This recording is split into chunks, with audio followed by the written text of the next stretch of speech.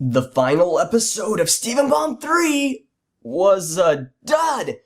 I really disliked this episode. I had such high hopes going in. My expectations were sky high with a fantastic premiere of Cry for Help for this Steven Bomb. I thought the final episode would be amazing, spectacular, just like a grand way to wrap everything up. But no, I was so let down. I liked historical friction more than this episode, and historical friction is pretty much filler. There was a promo card that showed that perhaps Peridot would take control of Pearl's mind and turn her against the Crystal Gems in her moment of weakness. I wish that was the plot we got. I wish those were the events that happened. But really, I wish we got anything but the events that actually occurred in this episode. It was just so disappointing to me. So Peridot has even further embraced her hokey villain persona, and we get an episode where the gems and her taunt each other with very childlike remarks, and she sets a bunch of traps for them, and in the end she manages to still run away. This is getting way too repetitive and formulaic, and I really hope that next time we see Peridot, there's some, real significant progression in regards to her.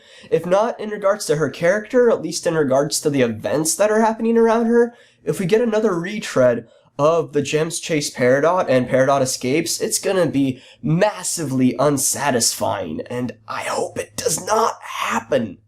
Pearl is cringe-inducing in this episode. She's trying her hardest to catch Peridot at all costs, but she's just screwing up because of how single-minded she's being. And yes, I get it, that's the point. The point is we're supposed to be embarrassed for Pearl, and we're supposed to be cringing, but it goes beyond just cringeworthy. It's not entertaining anymore, it just gets annoying. Prepare to be annoyed! Yes, Pearl, as I said, I was annoyed at you. I will say, though, that it was really awesome to see Steven fight with the rest of the gems. He's throwing his shield around as if he was Captain America, and while it's not really doing all that much, it's really nice to see him be involved dynamically in the action with the rest of the group. That was sweet.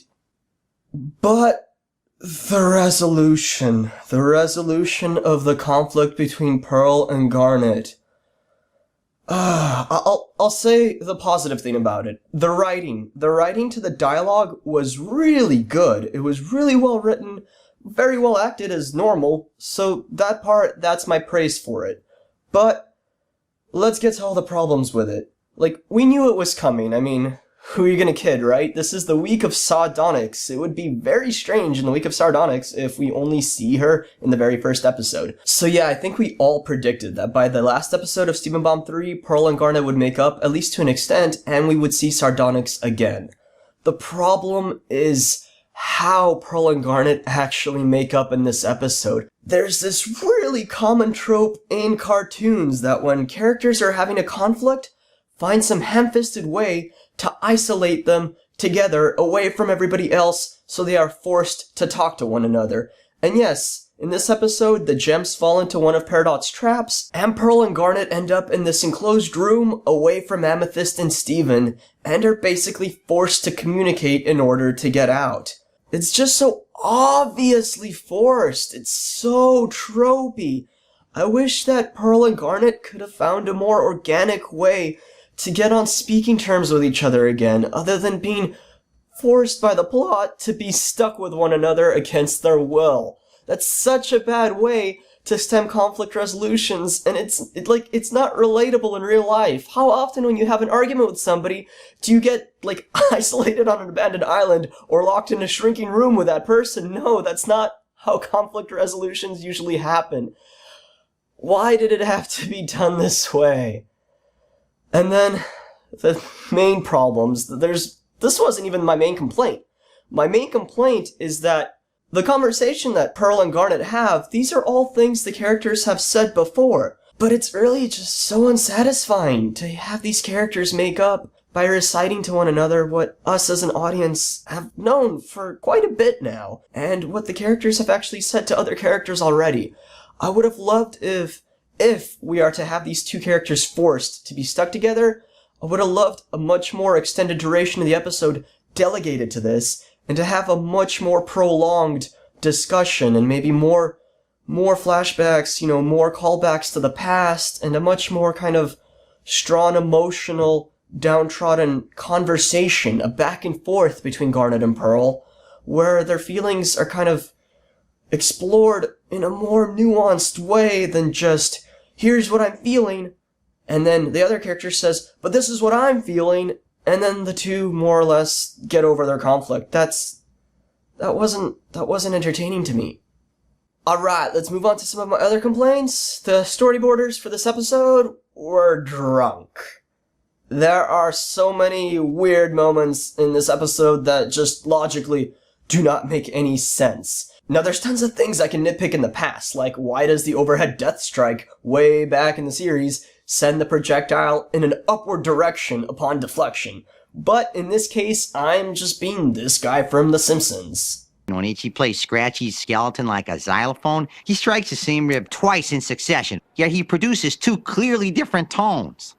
I mean, what are we, to believe that this is some sort of, a magic xylophone or something? Boy, I really hope somebody got fired for that blunder. However, in regards to this episode, no, I think these storyboard, issues are actually legitimate. These are just really weird things that don't make any sense why the characters behave the way they do in regards to what the characters are capable of. So, one example is Amethyst. Amethyst holds the gears with her whip. And when her whip finally breaks, Amethyst, you can conjure another whip. You can conjure another weapon. You've dual-wielded whips before. Why don't you just make another whip and sling it back on the gears and hold them in place to keep Pearl and Garnet from being crushed? Why would you and Steven just run around in circles like chickens with your heads cut off yelling, what do we do, what do we do, what do we do? Make another whip, Amethyst! What are you doing? And then, as far as this crushing box goes, yeah, look how close Pearl and Garnet are together. How did they do a fusion dance? I really want to see a fan animation of a fusion dance when the characters can barely move their arms and legs because they're so cramped. That would be hilarious to see. But even more than that, Sardonyx is huge. How does Sardonyx fit in this box? If anything, when they fuse and make Sardonyx, she should be crushed to death because the box doesn't fit her. How does she even take her weapon out? That's ridiculous. And then, when the group finally sees Peridot again and she's flying away, she is many meters up into the air, and Steven somehow jumps that high and grabs onto her leg. Now, remember when all the gems dodged the lasers earlier in the episode? Let's see what Steven's dodging technique was like. Die, die, die, die, die. Now, while that was awesome and is highly gifable, now you're telling me that Steven is the one who manages to jump meters into the air and grab onto Peridot's legs. And what's even more ridiculous is that all the other gems that are in the same vicinity were unable to do this themselves. What? But it goes on from there. It builds from there to be even more ridiculous. Amethyst jumps and grabs Steven. Amethyst, again, you have a whip. You can take out your whip and wrap it around Peridot. You don't have to jump and grab onto Steven.